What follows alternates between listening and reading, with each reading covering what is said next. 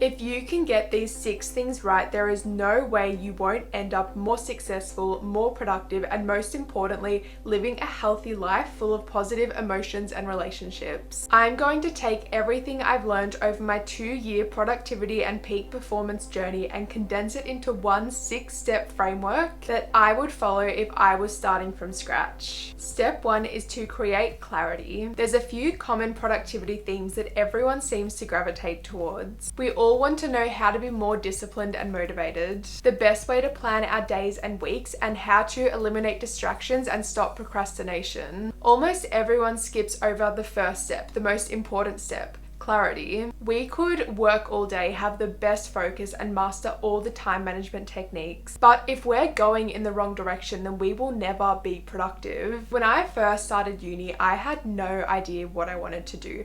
I decided to study engineering and I spent a year and a half slaving away for a degree that I didn't want that would just lead to a job that I didn't want. Eventually, I took myself into the future and I realized the engineering lifestyle really wasn't the lifestyle that I wanted for myself. So $18,000 and 1.5 years later, I switched to a new degree. I started using my time, energy, money, and attention to build a life I actually wanted, not just doing a degree for the prestige or because it was conventionally successful. I'm now studying business with a major that I actually care about and a job that I could see myself doing in the future. So if I was creating clarity for the very first time, I would focus on doing 4 specific things. I would uncover my mission and vision, what I really wanted to do with my life and the impact that I wanted to have. I would evaluate my current life and look at how it compares to the life that I want. Where are the gaps between what I'm doing now and where I want to end up? Then I would set effective goals that would actually bridge this gap and then break those goals down into small daily action steps. Having this big vision that you're working towards gives you a sense of purpose as you go into each day. Going through this process is the whole reason that I started this YouTube channel, because I knew that in the future I wanted to have an audience that I could have an impact on. Creating clarity gives you the power to use all of these productivity tools that we'll go through to make real positive change in your life,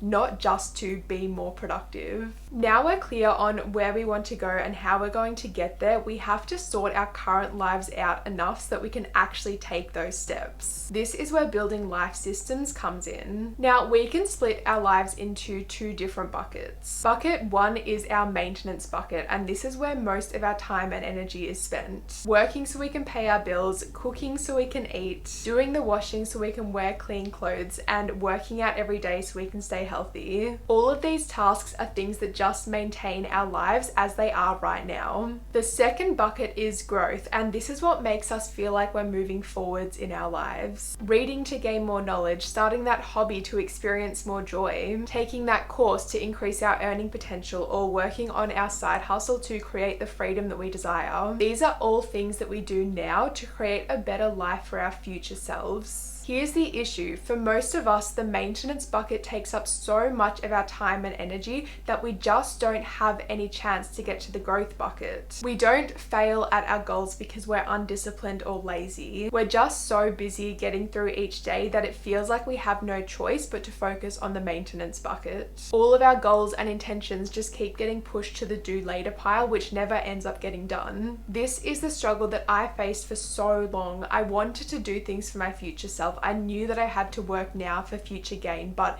it feels so hard to do things for your future self when you're struggling to stay above water in your current life. This is where I started developing life systems. Life systems are things like morning and evening routines, pre-work and shutdown routines, and weekly and monthly routines. But they are so much more than just routines. We can use these things to automate the maintenance bucket so we actually have the time and energy to do things in our growth bucket. So if I was starting from scratch, I would aim to create extremely simple but effective life systems for all of those areas that I just mentioned. If I look at my weekly reset routine, this involves things like cleaning and washing, grocery shopping, meal prepping, reflecting on my week and my progress towards my goals, and planning for my next week. So now, instead of spending time cooking and cleaning each night in the maintenance bucket, I can use that time to work on my side hustle, which is in my growth bucket. Instead of spending ages deciding what to do each day, I can use that energy to actually do the work.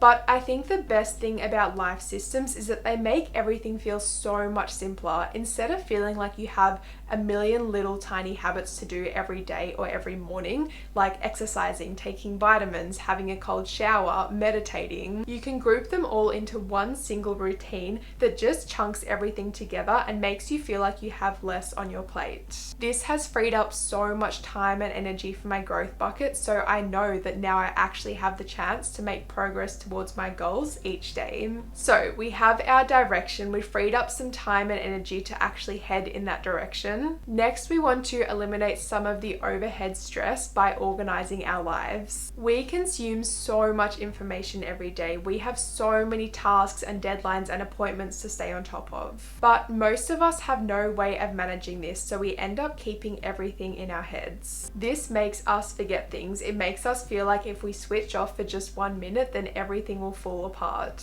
And honestly, we can never fully focus on the present or the task that we're doing because some little portion of our mind is always dedicated to thinking about these little tasks. It's one of these things that you don't really notice because we've lived this way for so long, but life feels really hard when your mind is constantly on and subconscious stress becomes normal. So if I had no systems in place, I would do 2 things to help manage this pressure and take back mental space to work towards my goals. The first thing I would do is to create a space to organize my life. Now, you can buy or create a Notion template for this, or use another task management system, or you can start extremely simple. Grab your notes app and make 3 pages. 1 brain dump page, 1 master task list page, and 1 reference list page, and then you'll combine these 3 pages with your calendar. This will give you everything you need to write notes, store ideas, and keep track of dates. The second thing that I would do is to create a system that brings this space to life. I would not fall into the same trap that I did when I was first starting this, spending so much time organizing and perfecting the system that 1, I didn't even do my tasks, and 2, I didn't even follow through on the systems because they were too complicated. Instead, I would create a simple system that doesn't take hours to organize, doesn't make me dread organizing it, and guarantees that I can actually trust the system that I've created. There is nothing worse than going to the effort of making this space only to not use it because you're not sure whether things are up to date. I have done an entire video on how I use brain dumping and Notion to organize my life and create more mental space. If you want to learn more, you can look at that video, and if you want to use Notion to create your own space, then you can take my Notion 101 course that's free that will give you a starting point to work from. I will put the links to both of those in the description below. The 4th thing that I would do is to make my health easy. Our life systems and organization has saved some energy, but to be productive, we also have to generate energy. Our mental and physical health seem to be the biggest things that get pushed aside in favor of our work. I think that deep down, most of us know how important our health is. You don't need me to tell you. We know we should be eating healthy foods. We know that we should be exercising every day. We know we should be doing things for our mental health and getting 7 to 9 hours of sleep a night. And every time we do these things, we feel incredible. We have more energy, we're more productive, we can focus better, and we feel more motivated. But it's so hard to stay consistent because doing all of these things, eating well, exercising, getting the sleep we need, looking after our mental health, they all take time and effort. It's easier to stay in bed than it is to get up and work out. It's easier to order Uber Eats after a long day than it is to cook a whole meal. And it's easy to tell yourself that meditation or journaling or reflection isn't important when you have a million other tasks that seem to be pressing down on you. Doing what is good for us is so much harder than doing what is easy for us, and I think this is why so many people stay consistent for a few weeks and then fall off track when life gets busy. I experienced all of this, and here is what I have learned. If you want to be someone who prioritizes their health and well-being, if you want the productivity benefits that come from this, the energy, the alertness, the better quality of life, the ability ability to do things with the ones that you love, then you have to make health a natural part of your everyday life. You don't wake up every day and decide whether to take a shower, get dressed, or check your phone. You just do it. Your health needs to follow the same principle, and to do this, you have to make it easy. It needs to become something that eventually you won't even have to think about. So to do this, I would focus on 4 main things. First, nutrition. How can you design your routines to make eating well easy? It could be meal prepping or keeping healthy food nearby. Maybe it's listening to a podcast once a week to educate yourself on what healthy eating actually looks like and what you can do when you're eating out or you haven't prepared lunch. The second is exercise. How can you design your routines to make daily exercise easy? Could you walk to work or start a weekly PT session or find a way to fit it in as part of your daily morning routine? The third is sleep. How can you design your routines to make getting good sleep easy? A few suggestions that I have used are setting an alarm to start my night routine, because otherwise I just forget about the fact that it takes an hour to get ready for bed and my bedtime slowly moves later and later. Some other things are putting your phone across the room each night so it doesn't tempt you, and making sure that you eat breakfast outside or get a morning walk so that you get morning sunlight, which then makes your sleep better. And the final one is mental health. How can you design your routines to make cultivating a positive mindset easy? This could be things like daily gratitude, or it could be holding yourself accountable using weekly therapy sessions. Even finding ways to reduce your contact with the people and the things that drain your energy and put you in a negative mindset. Now, I know this might sound like a lot, but go back to point number 2 that we spoke about. Find a way to add these habits into your life systems, your morning routine, evening routine, weekly reset routine. If you can do this, then they won't feel like they take so much effort. They will eventually become something that you just do. Your health is your most valuable asset. You can have everything else in the world, but if you don't have your health,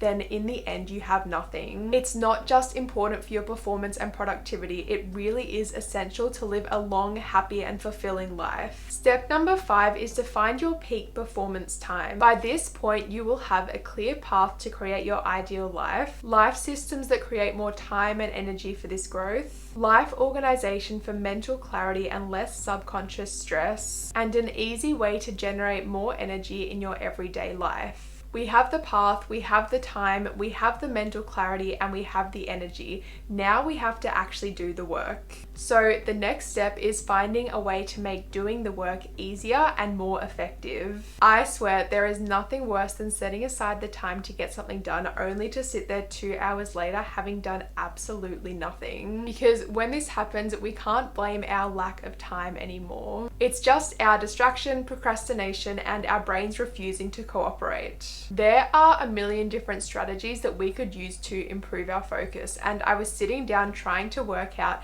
which one would be the most impactful, which one has made the biggest difference for me that I would use if I was starting from scratch. What I came to is finding your peak performance times, the times where your concentration and your energy are the highest. 18 months ago, I would have seen my focus and energy as this straight line that stayed consistent throughout the whole day. I would sit down and try and write an essay or do some work on my side hustle at 6 p.m. after using my brain all day at work and wonder why I could never get anything done, and it just felt so hard. What I now know is that our energy and our focus fluctuates every minute of every day, and we can use this to our advantage. I normally have 3 main peak performance times throughout the day. It tends to be 6 a.m, 9 a.m, and 4 p.m. sometimes if I'm lucky. So when I'm working a 9-to-5 job, it means that the really deep needle moving work on my side hustle has to come at 6 a.m, and then the deep work for my job can come at 9 a.m. and 4 p.m. Of course, you can't just work for 3 hours a day, and these aren't the only times that you can get really productive work done, but